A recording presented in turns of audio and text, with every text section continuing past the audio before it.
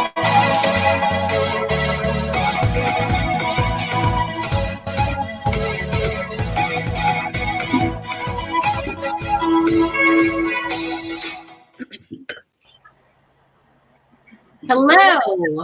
we are live. I'm so happy you ladies are joining me today. Thank you so much. Hey everybody. Thank you for hosting. For everyone who is joining us live, please let us know where you're coming from and say hi. Also, if you have any comments or questions, we'd love to get them. We'd love to know how everyone is coping with the holidays, with the end of the year, and just everything going on in our world, you know. So we're just going to go around and we're going to talk about, you know, what's going on, how we're coping, and hopefully we'll have Nikki join us soon, and we'll get started. We've got Catherine who's joining us. So lovely. Hello. Hey. We've got Patrick Tinney from Canada. He commented on someone's post actually counting down the time. Wow. So that was pretty cool. We've got Tiffany and Christine. So happy to see everyone. But we will start with Christine Rogers. Tell us how things are going and how you're coping. I came here to get some insights from you. I was hoping that you would come up with some really good things for me to be able to cope a little bit better. I'm doing a lot of this and a lot of, deep breathing. But yeah, overall, I enjoy this season so much. So this has been a welcome relief a little bit to the shit show that has been 2020. So I'm looking forward. I like all the sparkle, all the twinkle, merriment is all in the house up in here. Oh, look at me again. Nikki made it, and Morgan. That's pretty awesome. I'm going to change this format a little bit. So, hello, everybody. Here we are. Get that closer. But I figured this is a better format so we can see everybody. Nikki, so happy to see you. Hi. Happy to see y'all. Love the headgear. Thank you. So, well, thanks for sharing, Christine. Tara, do you want to share a little bit about, what's going on and how you're coping, and give us some tips? And oh wow, okay, so I think like Christine, I am not an end-all be-all expert when it comes to stress and coping in the holidays. I think like everybody, this year has just turned a lot of, I think, our usuals onto its head. So even if you struggled in the holiday season or if you found joy, who is not having a tough time this year in a lot of ways, not even just economically, but spatially, not being able to be with friends, with family, just in the same way that we used to be. I think, the biggest thing that I've learned in this season is community is number one for me. Like I've even kind of deemed it like my word of the year. And it's not pandemic, it's not unprecedented, and it's not all these other words, but it's really people. And that's the crazy thing is that I've discovered, I think this year, how I cope with stress the best is when I cope not by myself. And when I allow other people into that and I allow people to see that journey, to understand like, hey, we're, on this screen, we're all moms, we're all juggling, work, life, family, kids, just everything that takes our attention outside of kind of the 9-to-5 grind.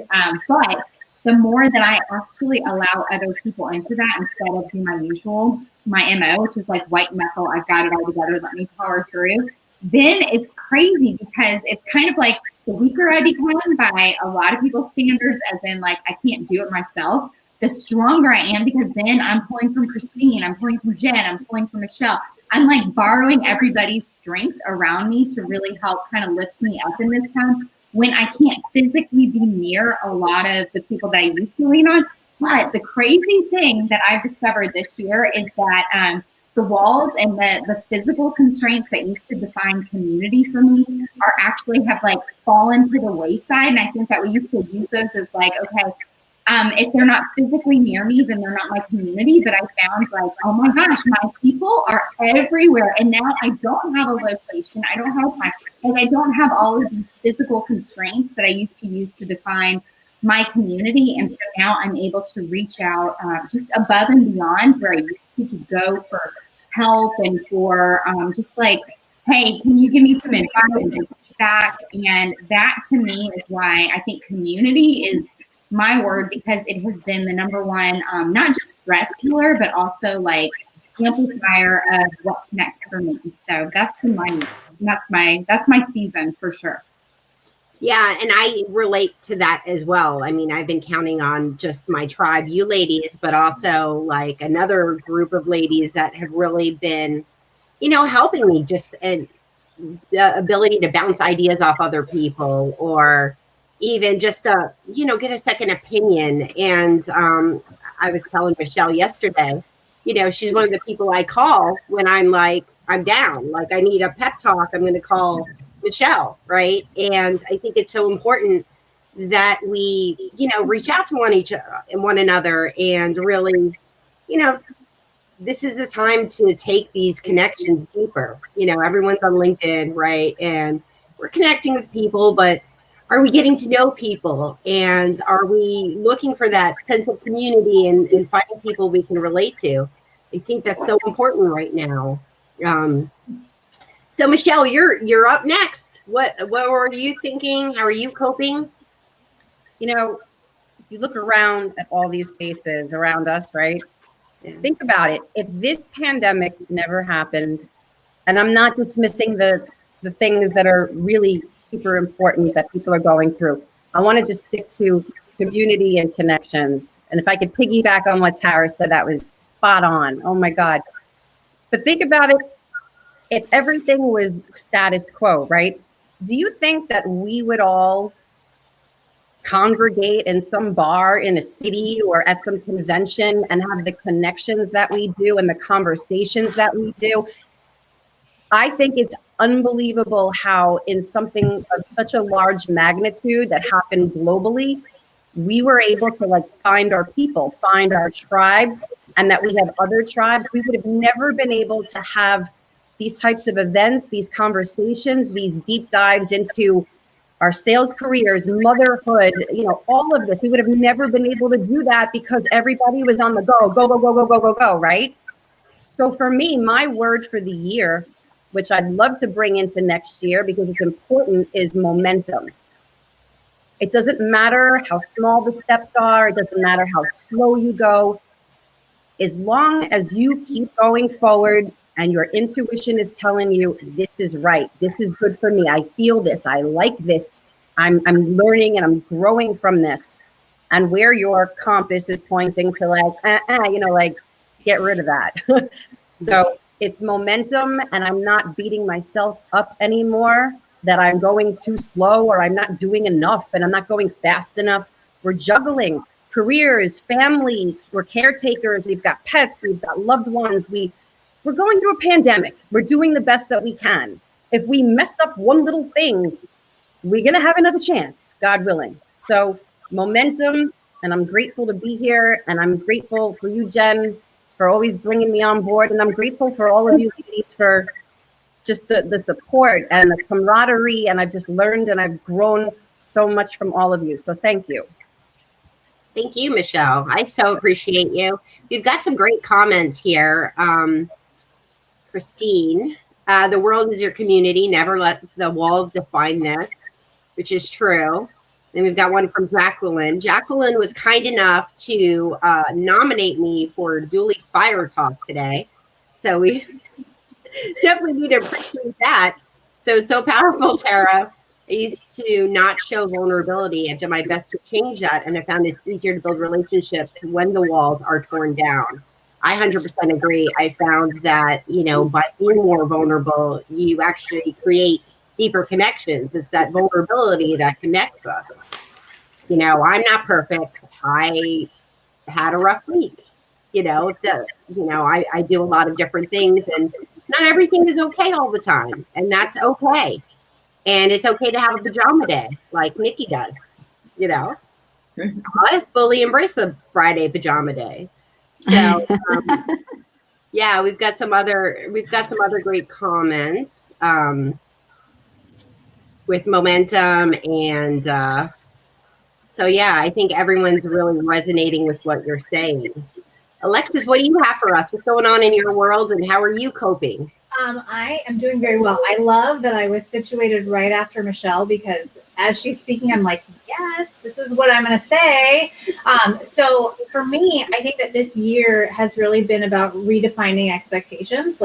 And as you said, we're in the pandemic, and this is like a whole new world for all of us. And so we're being forced to just reassess everything in our lives, reprioritize, decide, relationships, for example, like how much harder do you have to work to keep your relationships alive right now? Pretty damn hard, because you're not just running into people in the halls, and you're not, accidentally meeting people in this, like they're very intentional. And I think that is one piece of it. The other piece of it in regards to the holidays, I think, is for at least my family, I know, like we generally go see my parents, and it's like a whole extended family thing. And so just like reconciling that that's okay to not have that has been really important, even for my children. Like it was a big conversation of Thanksgiving. Like, hey, FYI, Thanksgiving is going to be this big this year, and that's okay. Like, it doesn't always have to be a big thing. What's important? I think that when you look inside and really start to understand like the reason for the season, then just everything becomes okay. So that's been my year. Like my year has been crazy, but amazing. And, I had to totally redefine my expectations of even what I wanted for my career. And God bless America, I ended up with Christine, and, life is good. So I'm really lucky. But yeah. Well, I definitely hear you on that. And redefining success, like what success used to mean to you may be a very different thing this year, and it may be a different thing next year. What does success look like, and what do you need to feel like you're successful and actually be happy? I think that's really important. Lori made a great statement over here. It is important to extend ourselves grace. We aren't perfect. Balls will be dropped. Progress over perfection. And I 100% believe that, if you're 1% better, that quest for perfection is the one thing that will always drag me down. Like every time I'm trying to be perfect, it's like, I'm not going to be perfect. And I used this mantra this year a lot: done is better than perfect. And does that resonate with anyone else? Yeah, that was me 10 minutes ago. Working on some stuff. No, I definitely hear that. Okay, Rachel, what's going on with you, and tell us how you're coping. That's such a scary question to ask me. Everyone's like, oh shit, what's she gonna say? Nothing much is going on over here. I think the word of the year for me is change, because I think even listening to all of you, what we all learned this year is that nothing is ever going to stay the same. And some changes are small and some are life-altering, where nothing will ever be like it was before, like we saw with this pandemic. And the beauty I hear in this conversation is that, and I think for a lot of women especially this is true, is that we've been the navigators of how to get through all of these changes that we're experiencing in the way that we work, in the way that we parent, in the way that we school, in the way that we form bonds and friendships. Like, we've had to create new ways to do all those things, and then grab people around us, our family, our friends, and kind of lead the way through all of those changes, not knowing like where the fuck we're actually going or where we're going to end up, and knowing that everything just looks, uncertain. And I really think that the people who adapt to change and let go of our need and desire sometimes to want things to stay the same are the people that ultimately not only are going to find the most success, but are going to be the happiest. And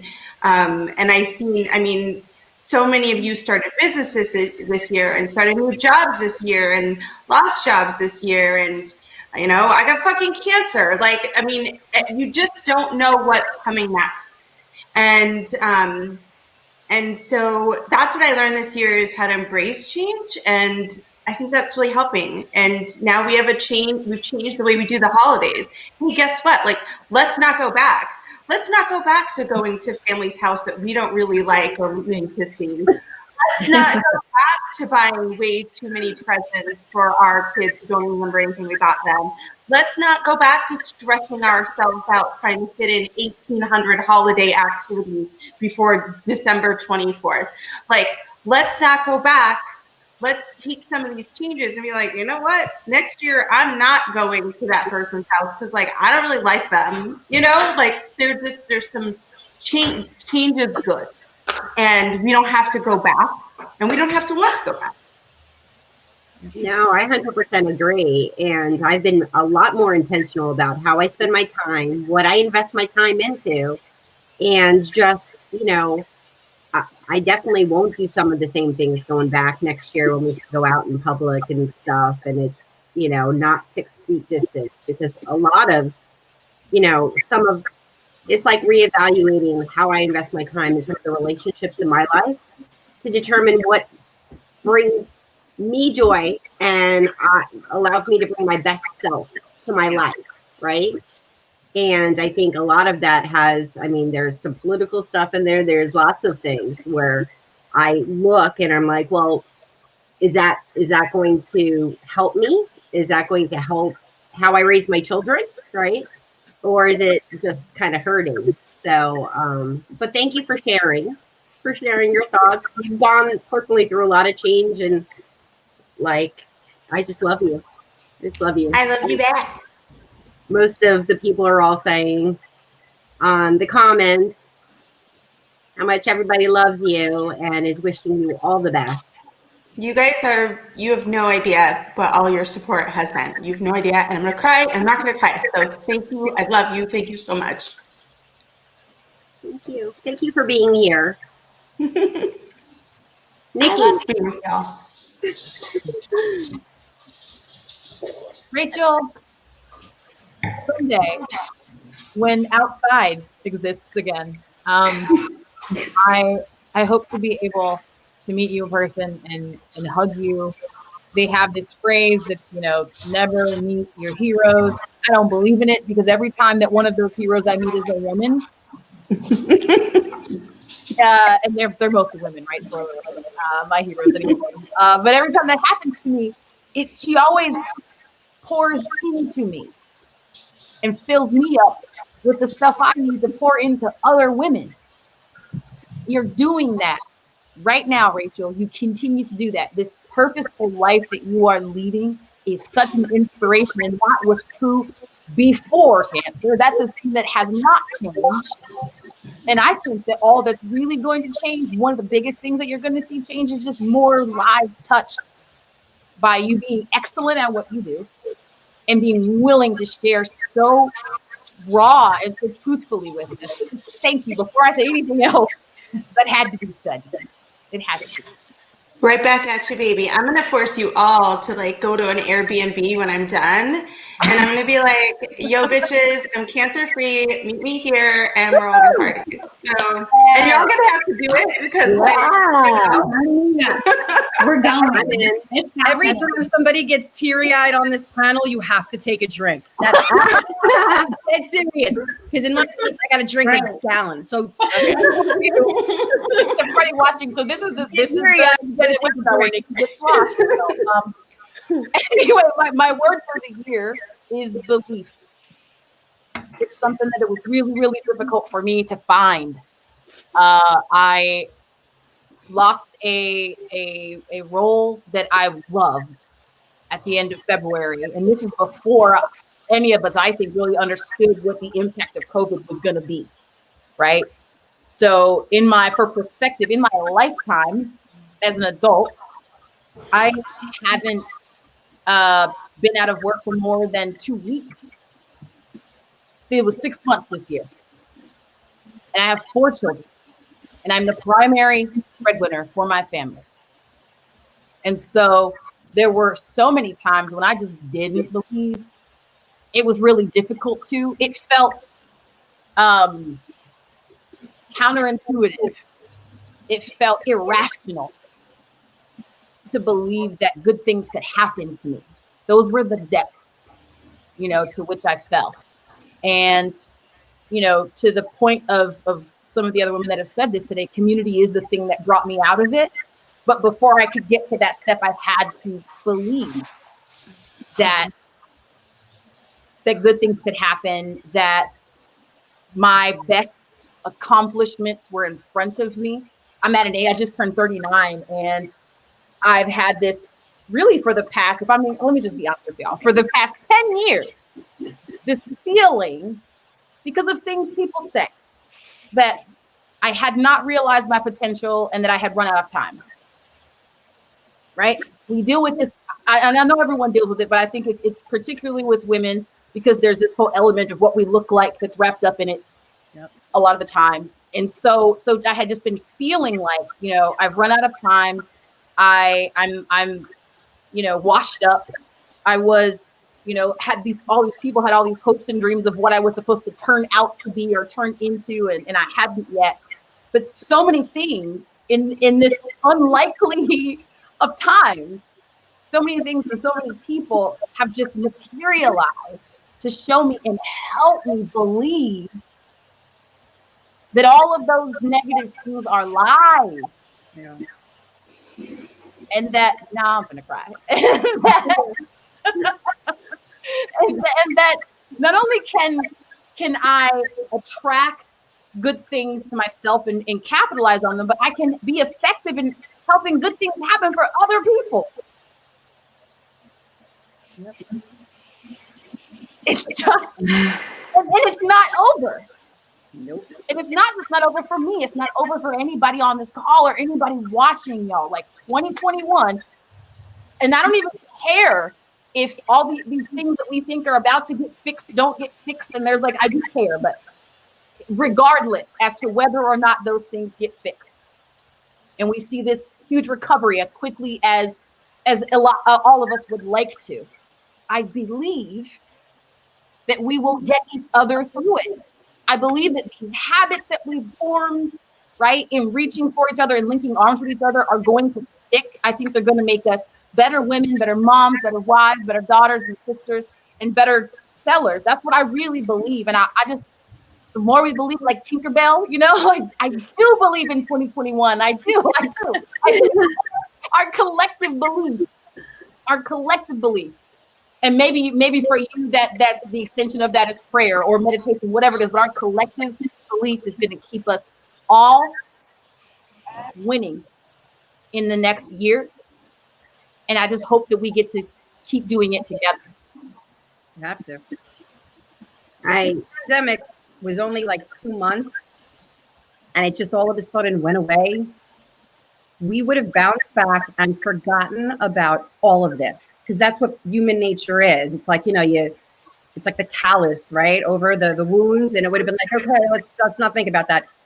Because this lasted most of this year, it gave each one of us an opportunity, not only to connect and to bond, but just to really get granular, right, and go deep about so many different things with each other, with the community, with everybody. So I feel like it's ingrained. And like Nikki said, God willing, we'll bounce back and 2021 will be amazing, but we have to still support each other.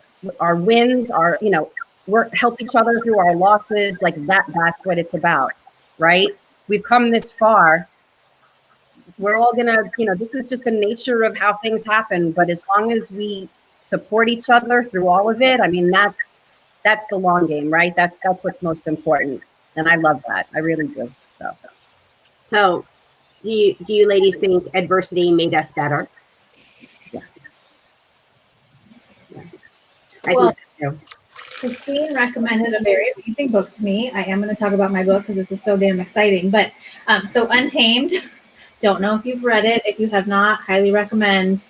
But she talks about pain, and that's what I'm thinking about as we're all speaking. You know, this entire year has been painful for all of us in different ways, right? But we're feeling that pain, and it means we're alive. So the question becomes, where do we go from here? Like, how do you take that feeling and propel yourself in the direction that you want, because you now see shortcomings and you now feel that pain. Before we could ignore it. Now we can't. We're forced to like be still and listen. And so this has been a great time for me for that too, to just really take the time to like think about what I want.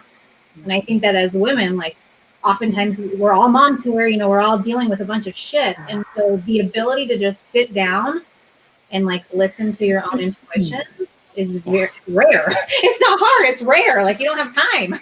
So I think it's been a good lesson. No, I hear you on that. I remember the first time I heard that book, because I do a lot of my books, audiobooks, right, while I'm walking or whatever. And so in the prologue, there is a cheetah.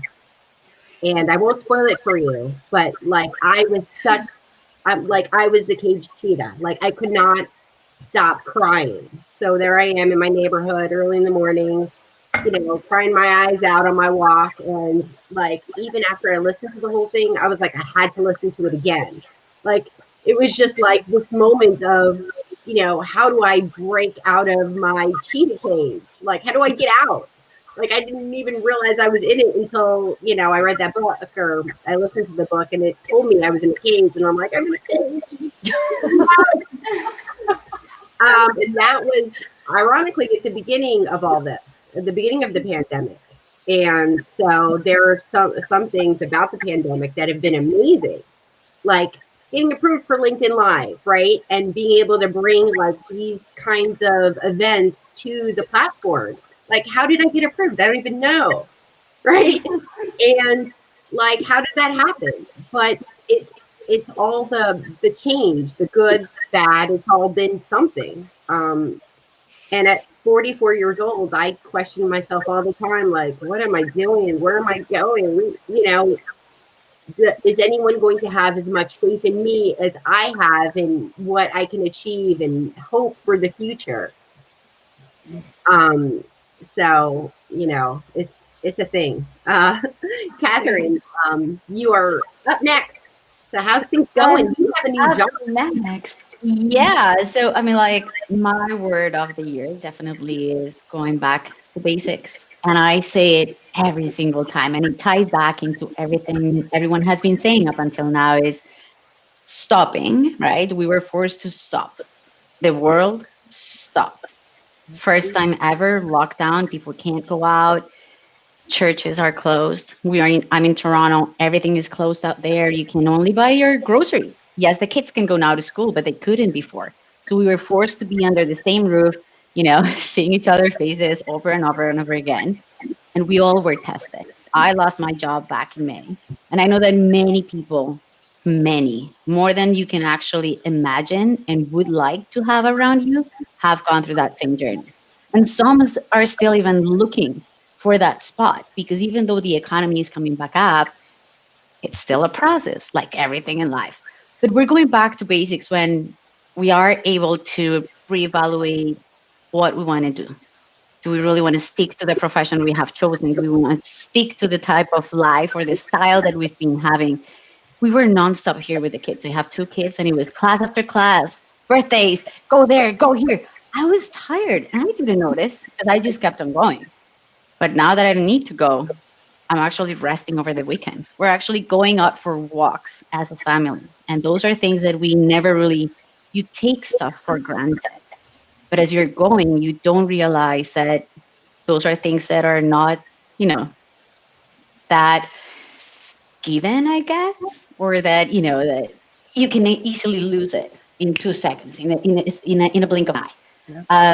I started a job very, very recently, and I'm extremely happy, but it's overwhelming. Like, I was enjoying my time with the family, only networking so much that now I'm like, oh, how can I juggle it all around? I'm pretty sure many people are going through that because you want to keep on having that, social life very, very, very active, but then you also have to focus on working. And it's hard. That balance for me right now, it's coming out pretty interesting, I'm going to tell you. But I definitely appreciate and value tremendously the network that I've been able to build. Everyone around me, it doesn't matter if it's a female, if it's a male, it doesn't matter if it's in Canada, in the States, in Europe, wherever it is, I've been able to connect with folks and really connect with them in so many different levels and help them without them even asking or me looking for anything back. Which is another huge opportunity, obviously, out of all the situation that has happened. So I'm not gonna lie to you, and we all are gonna agree on the same thing. It's been shitty. It's been tough. We've cried, but we've also laughed, and we laugh here all together. And we're talking even already about the moment that we're gonna be able to get under the same roof and only party, dance, and cry all at the same time in 5 minutes, right? So all the emotions and feelings right there. With no stop, no control. So it's been an interesting year, but I'm so appreciative of all of you. With some I've already spoken, with some I haven't, but if it wouldn't have been because the world was on hold, I'm pretty sure it wouldn't have happened. I'm so sure it wouldn't have happened. That is a true story. We have an interesting comment here that I'm kind of curious about for you ladies. Taylor says, I've learned so much from my kiddos this year. Talk about resilience. Imagine a world as it is now through a child's eyes. What do you ladies think about that? Probably depends on the child, right? I think that perhaps the littles, it is what it is. But I think that the children that are a little bit older, there's a precedent that is now changed. So they're looking at it with a different perspective. But that's not to say that it's easy for littles, of course. Like they obviously are dealing too. I just don't think they have that like memory time frame of like, remember when we could do this? Well, when you're 3 or 4, you're probably not remembering. Yeah, it will most likely not impact in the long run, but for sure it has been challenging. I mean, like the kids are asking why they can hug their parents. Why can't they play with their friends? Why do they need to wear masks to go to the park? Why they can't even go to the park? Because there was a time where they couldn't even go to the park. So all the kids, just like adults, obviously as the age progresses, have experienced it in a different hard because they don't even understand what is going on, right? They only see mommy tired, mommy crying, mommy and daddy seeing each other all day long and maybe fighting because, they both are working in the dining table. I don't know, like those things that would have never happened. And it's hard and they don't even have the words because they don't even know how to express what they're feeling. No, I 100% agree. So how many have your kids at home? And who has their kids at home? I have one kid at home in distant learning, and then I have another kid in a school. So she's in a private school and she's able to go in person. Okay, my kids are in school. So when they come home, they're talking about, I wish I got more mask breaks. And, that it's hard to remember to stay far apart. And like things like that, and that the changes are pretty big to them, that they're experiencing it in a way that is stressful. Yeah. I remember especially when they first went back that they were very sort of stressed out, and I know it's impacted at least my daughter's grades. Yeah, I've got everything from, I always joke, like potty training to puberty. So I've got a 2-year-old and then a 10-year-old, well, almost 10 and 12-year-old. So I'm in both kind of camps, and it's so fascinating to me, honestly, like how, yes, they start scared, but then kids are resilient and how quickly they've normalized things like wearing a mask or like, so I'm in Georgia and it's not mandatory. So for me, it's fascinating because when you hit the 6th grader, he honestly wishes it was, because now it's like a social issue of like, he wants to wear a mask, but like if his friends aren't, should he? So like it's literally just like almost, I want to say like anything else, but it's seen through the eyes of their exact where they are developmentally in a lot of ways, and it's social, you know, for him, for the 6th grader, but then for the 2-year-old, it's really hard again because you're like play dates and all those things that are normal when they're super tiny, and you can't have those. So how can you? And he's not in school at the moment, but how can you have those still kind of similar relationships and developmentally appropriate activities when we can't be necessarily on top? And you know, 2-year-olds, they don't know, so you can't say 6 feet, like it doesn't happen. So it's really fascinating how our kids are learning. But when I focus on the big kids and just how honestly, like things for us, like we see, I think just like Alexis was saying, we see the big picture, we see the long term, we see the way things were before. But I'm also so proud of just how kind of they normalize things, but then how they fit everything into their context, and then teach me of like, okay, and are some things that I'm blowing out of proportion as super just, are they relatable, and can I fit them into the word that he's living through, but the world that he also sees everything through, and just kind of speak to his language. So I think that's the biggest thing in this, is learning how to get to our kids and to see things through their perspective of like, okay, I might be looking at the economy and like all of these huge issues, and you know, not making our in-laws sick, so we can't do that. Like I'm thinking these huge things, but then when I speak to him, he just is like, well, I don't want to wear a mask because like Cooper's not wearing a mask. And so I'm like, okay, like how do I teach these big social issues in a way that he can understand and that impact him?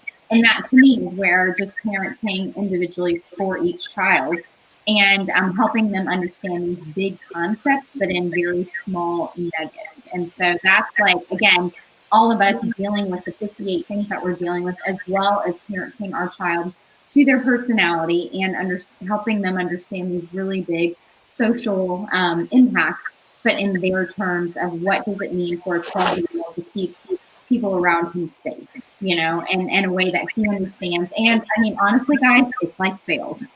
Yeah. That persuades him to end up to an ultimate outcome that he wants, but ultimately getting like, hey, this is good for everybody, but this is good for Pace. So that's how I deal with it.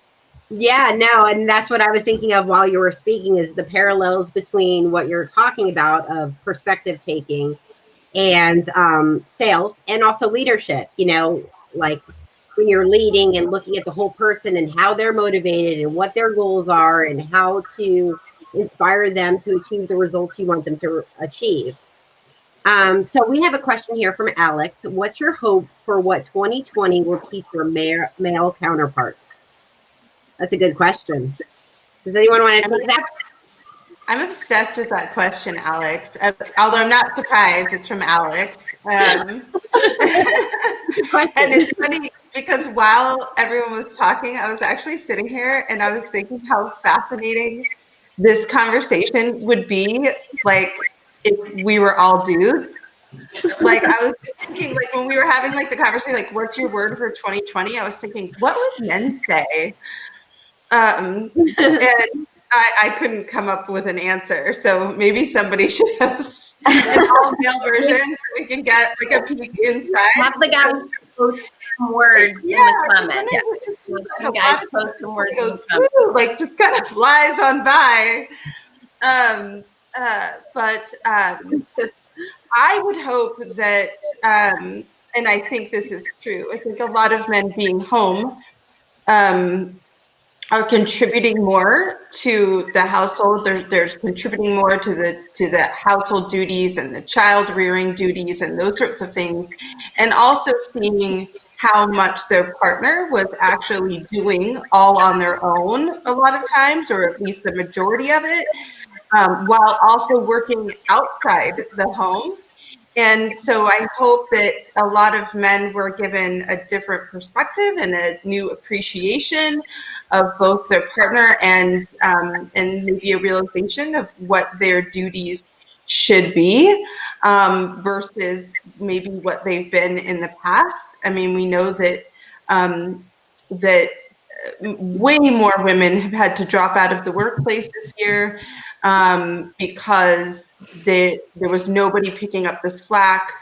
And, you know, I can't even imagine how any of you are doing this with these small children at home. I have, like, you know, preteens and teens, and I just can't even imagine trying to work all day with a 2-year-old or a 4-year-old running around. Like, it just literally sounds impossible to me.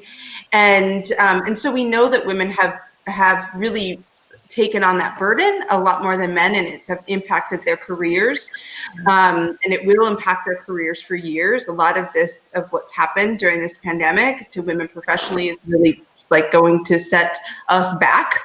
And the way that we can combat that is by getting more support from our male counterparts. So I think that I would love it if a lot of men receive those messages this year.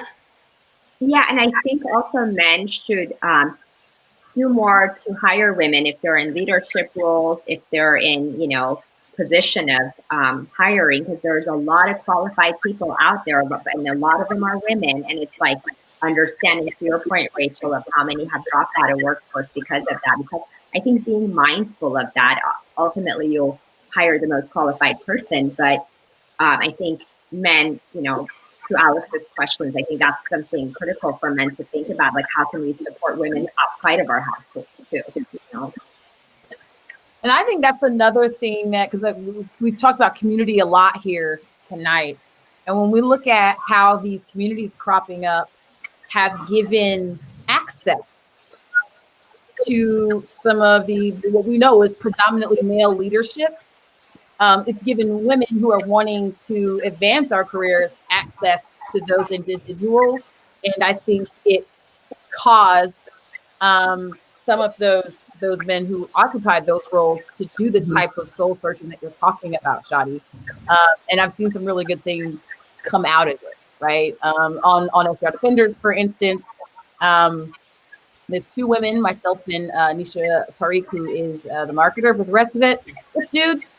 And what they're doing behind the scenes to toot the horns of these men is they're thinking about how they will hire through this lens of who is not already included, and not just who's not already included in the candidate pool, but who's not already included in my network.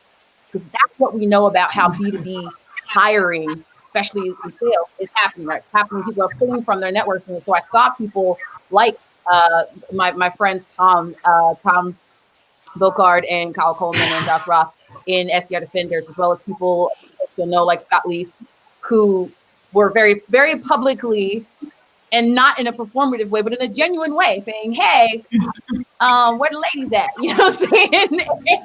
and inviting us into their networks with the express purpose of helping people advance their careers. And so more of that. Yes. Good job. More of that. Tell your friends. But that's what I hope comes out of it. Is I hope more proactive male leadership see themselves less as gatekeepers to this profession and more as stewards, inviting folks who are currently underrepresented into the profession. Yeah. But that's 100%. There is a workplace study that said, you know, with everything that's gone on in the pandemic, that it's actually going to set us back a century for the impact to women. And that's just a really scary thought, because that impacts my child. Like a half century is a really freaking big deal. So, but I think it's interesting too, like to Nikki's point, that, you know, it kind of goes back to the beginning of the conversation and Tara's comment about community. So we've had this horrible, drastic impact on women in the workplace, but at the same token, we've had these opportunities to create visibility for us. You know, like everyone is so socially starved that like now there's all of these interesting communities that you can join and interact with people that you would never, like, when would I ever be talking to Scott Leese? Never. Like, but on Thursday night at 6 p.m., if I feel like asking a question, my face is on the screen. Like all these really unique opportunities that have popped up that are so cool. And it's just a matter of women having like the purpose and the strength to take advantage of it and know that they're there. Mm-hmm. So, you know, again, the weight of the pros and the cons, like there's just always trying to look at the glass half full.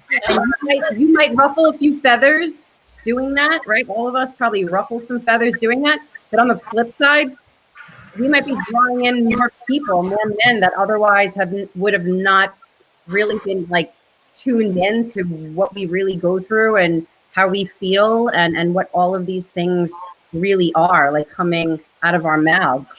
In the last 2 months, I can't tell you how many just side conversations that I took offline with men. I've had all these conversations where they literally said, I want to learn how to be a little more empathetic. I know I'm an effective leader. I know I'm an effective manager, but this pandemic has really taught me that there's a better way to lead. And I've been listening to all you ladies and I've been paying attention in these communities. And I need to get in touch with that side of myself without appearing weak. And I'm sure all of you would have these conversations with men, on events and in communities. And that's bold, that's brave. A lot of men would otherwise think oh my God, I'm not going to admit that, right? I'm not going to ask that question. But if they care enough, they ask and they get a real answer. And that's admirable. And I think that's great. More people should do that. It's not about who's on first, right? It's about collectively working together as a team. So completely. I think that obviously sorry, Christine, quickly.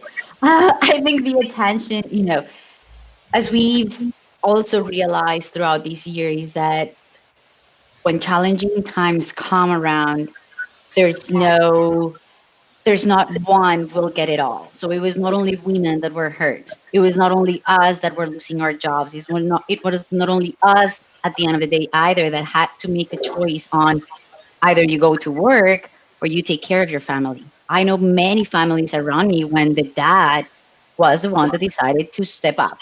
I'm going to support my wife. This is a horrible situation, but I'm going to let her keep on doing what she's doing.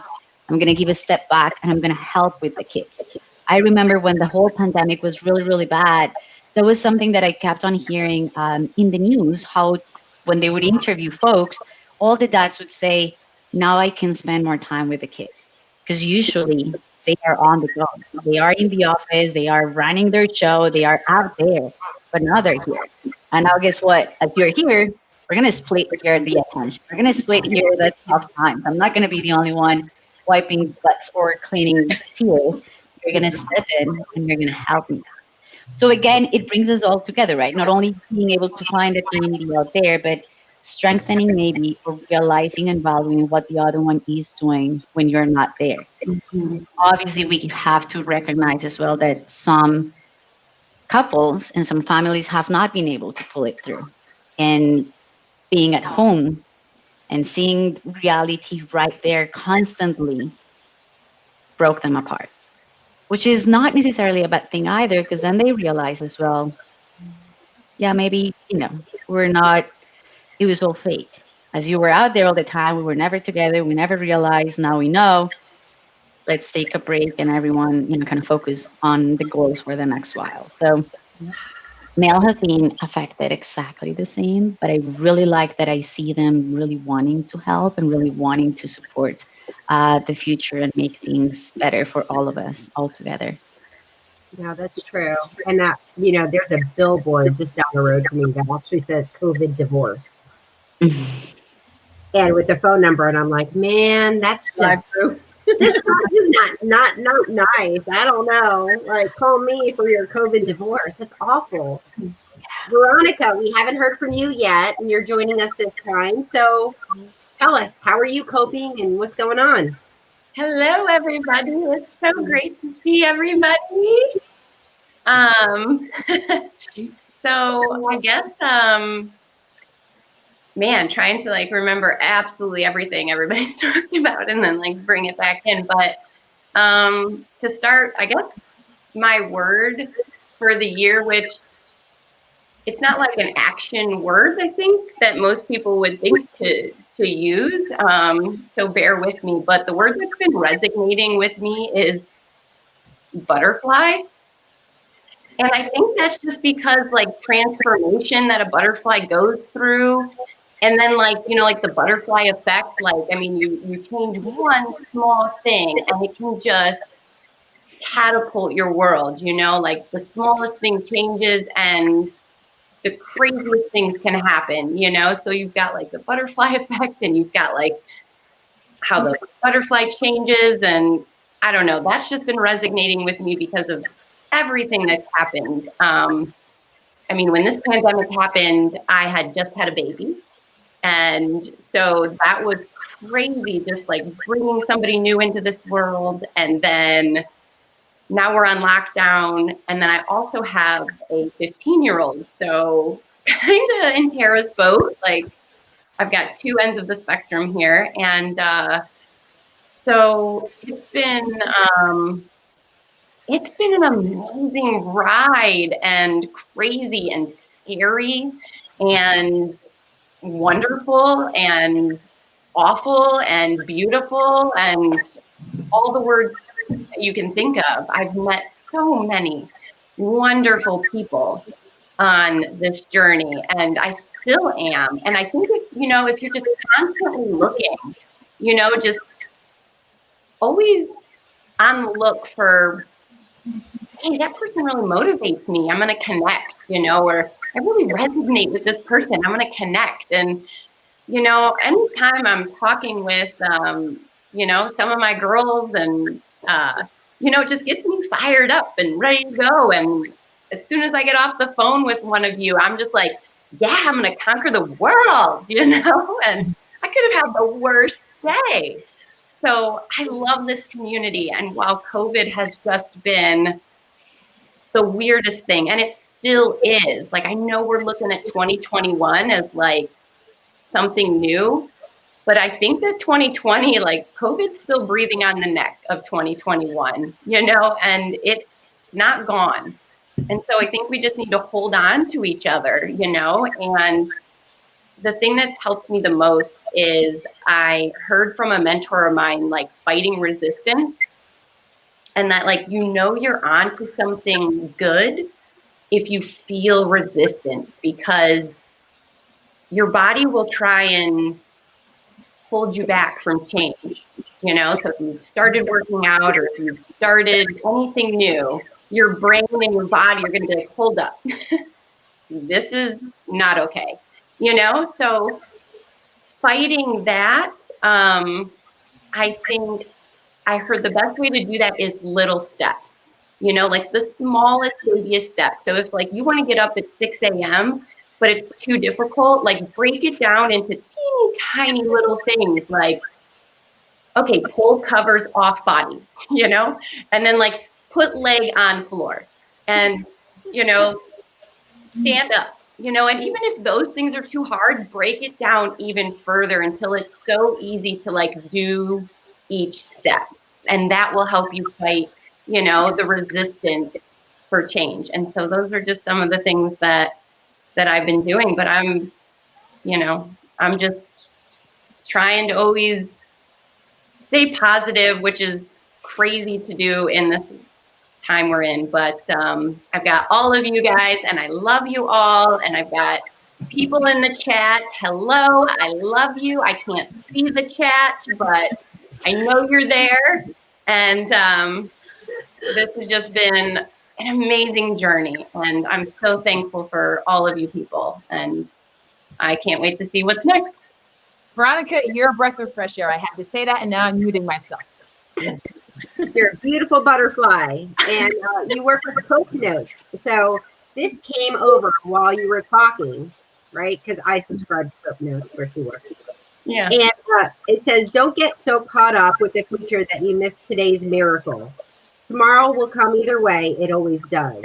So that came over while you were talking about being a butterfly. So that's awesome. Thank you so much for sharing. Yeah, absolutely. Christine, I'm dying to hear what you were going to say earlier. Well, I want to make sure that Shadi gets a chance, because she hasn't gotten a chance. I'm not going to leave you out, girl. I have a comment about Alex's question. I do. But and I didn't know we were sharing our words. I went first and was like flighty, and then like Tara comes. I just made it up. Girl, it was so good. It was so perfect. I'm like, oh shit, I'm not good. Shadi, Shadi to go first because I am not going to go till I already said something. I want to make sure my girl says it. Go ahead. No problem. And then I want to hear what you have to say. So I think for me, I've just gone through a lot of transformation, and I've realized I really want to give back. This is what the pandemic has done for me. It's made me realize, Rachel told you guys, a lot of people lost jobs. I actually walked away from a job, a great title at a great company, just because I felt like I needed to do something differently. And for me, the pandemic, I know I'm coming from a place of privilege because we were able to save a lot and my husband has a stable job. And so I know it's not possible for everyone to do that. And I get it. But for me, the pandemic, what it's done is kind of to evaluate what matters to me. And I really want to, do I really care about sales and tech sales and all of that per se versus what are my values and how do I want to help people? And I've realized the part that I enjoyed in leading a sales enablement function was helping others and interacting with others and helping them be better. And so for me, it's just been a lot of learning and I've just enjoyed giving back and helping others, not just with their career, with their leadership, with their empathy, with different qualities that they want to develop in themselves. And I've also realized it's super hard to be an entrepreneur right now and to build a business. And it's I'm used to always having a lot to do. And the last couple of months have been slow for me. And again, we're lucky we can be fine, but I know everyone doesn't have that privilege of doing that. But it's also made me realize it's not necessarily just because you have a passion. It's not easy to follow that and build a business. It takes a lot of work. And do I love doing that business development piece of building a lot of clients? I love helping people, but doing all that legwork of finding new clients, I was lucky. I found a lot of things through referrals. I worked with a lot of companies. I worked with some really great companies and people knew I went on my own and they wanted to work with me. And so that helped. But the last couple of months when things have kind of slowed down, it's okay, do I want to be the salesy person out there, selling my services? It's hard to build a business too. So it's just been for me a lot of transformation, but I found my calling in wanting to help others and I'm going actually now through a executive coaching certification. I feel like in order for me to be a better coach, I need to be certified. And so I know somebody actually talked about conscious leadership. So I used to work at LinkedIn for several years and Fred Kaufman was the head of our executive development. He's Sheryl Sandberg's coach. He's a great executive coach. So he has his own executive coaching certification program. So I've signed up for that. It's a 10-month commitment. But I'm excited to be learning and building my skill sets to feel more confidence and be able to know that my skills are actually getting better and I'm able to help people more. So I'm investing a lot of my time in my own development and with this downtime, I'm also helping others. I'm helping friends. I'm doing more video calls with my friends who need support and who need someone to talk to, they're going through marital issues or different issues and just not having a full plate has been helpful to make time for them too. And also to be able to help my parents. My father is going through he's recovering from 2 forms of cancer. So being more present for my family has been, I'm just really grateful that I've had this opportunity to figure out what I want and how to help those around me. And it's really a privilege to have that. And so, I know it's been a tough year for so many and it's just been a learning year for me. And, I'm really glad I've met you ladies who've been just so supportive and just good quality people that I feel I trust you guys, even though I've met Rachel in person, but none of the rest of you I've met in person. So it's just been, I'm grateful is what I have to say. So. Well, and we're grateful for you. Thank you for sharing. So many people are commenting about how great your comments are. They're saying bravo. Just amazing things here. Cheryl says, I took my COVID time and launched my product on Kickstarter. That's awesome. Tough time to start a new project, but better now than ever. Yeah, and I started Sales 911 and doing consulting and speaking, and that's been pretty amazing. So, and we have another comment from Christine. How the hell have we hit the top of our hour already? Oh my goodness, I didn't even realize that the time is like flying. But Christine, share with us your thought about Alex. I can't wait to hear. Okay, Alex, where are you at? Are you still here? Yeah, I hope here. you're still here. Mm-hmm. Okay, so I've been thinking a lot about this, about communication. And the one thing that I think is interesting is if we post as women, we get the same impact as far as it goes, all over the place. And when you're on the sales floor, what you notice is men cluster. They cluster together, they talk, they do all of these things. And women kind of stick, they're like head down, they're working because they got somewhere to be at 6. They can't stay late. They can't do these things.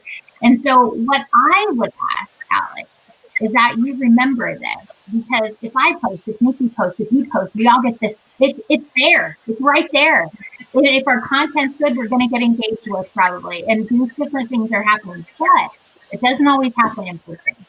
And in person, what happens is guys are throwing the football and the different things are happening. We're talking about these things, and there's nothing wrong with that. But usually don't include others.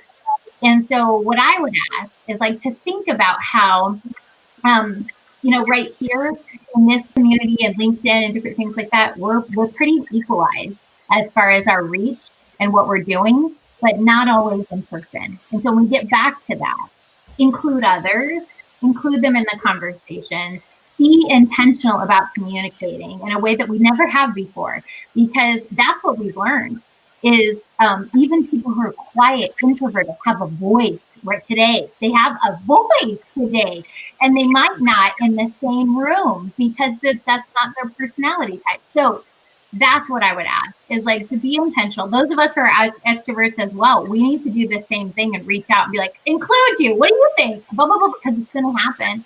We're all back in each other's mix again, and it's going to happen. And I think that that's what I would ask is to notice when others need to be included and when their voice needs to be amplified, no matter whose it is. And if we could do that for each other, that would be great.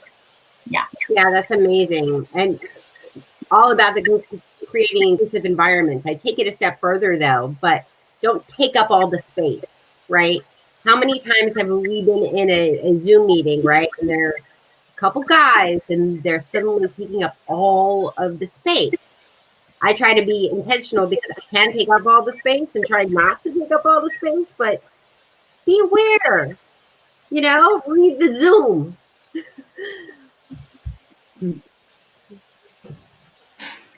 Any final thoughts they wanted to share? No, just that this has been lovely, Christine. That was a whole ass mic drop moment. It's true. You need to know that. Somebody should tell you that. I mean, you're all butterflies to me. I just really love this, and thank you, ladies. That's what I have to say. I posted it in the chat, but I'll go ahead and say it to y'all. The moment that just happened, where we're all like, has everyone had a chance to speak? Are we making sure no one gets spoken over? Okay. These are the things to learn from women. And as Christine has said, remember, I'm we're speaking. Sewing. We're demonstrating. Phase of next year. I'm speaking. I'm speaking. None of us had to say that because we were all looking out for each other. And I'm telling you, I see y'all. That's queen energy, and I applaud it. Well, thank you all for joining me. I am so grateful. This is my last LinkedIn Live for the year while I think about what we're going to do next year. Maybe we'll have the guys come on and find out what they learned in 2020. That might be an interesting thing to do. Out. Support women. I'm sorry. No, it's bringing the guys to see how they could support other women too. That's yeah, and there were. I was, by the way, like not for nothing. There was a lot of them in the chat today, expressly here just to show support, and I really I feel that. I love it. Yeah, no, I do. It's amazing. Thank you. Love it. There were a lot of them. Morgan was here. Alex was here. I even see Sean Cease now. So it's been amazing. I do have a video to wrap up sort of this to wish everyone a happy holidays. She's gonna make us cry again. Shannon Sellis. She sings songs. She sings amazing songs, and you should follow her because she's amazing. But she sang a Sound of Music song about LinkedIn. And so I want to share it. I want to say thank you so much, ladies, for joining me. Anytime you want to come back, you know, I love doing this. I love bringing stories to LinkedIn that you don't commonly hear about and things we don't commonly talk about, right? Because I think that's really important. But I'm going to share Shannon's song, and thank you. Thank you so much. So let me go over here because I'm not so great at doing all this stuff. But everybody say goodbye and notifications of connections on LinkedIn, challenging questions that get me to thinking, writing new songs and the joy that it brings. These are a few of my favorite things. People who post about their new positions, writing good content, no need for revisions, connecting on calls and only 2 rings. These are a few of my favorite things. Using funny gifs and puns in my emails, hitting those goals for marketing and sales, getting responses that lead to meetings. These are a few of my favorite things.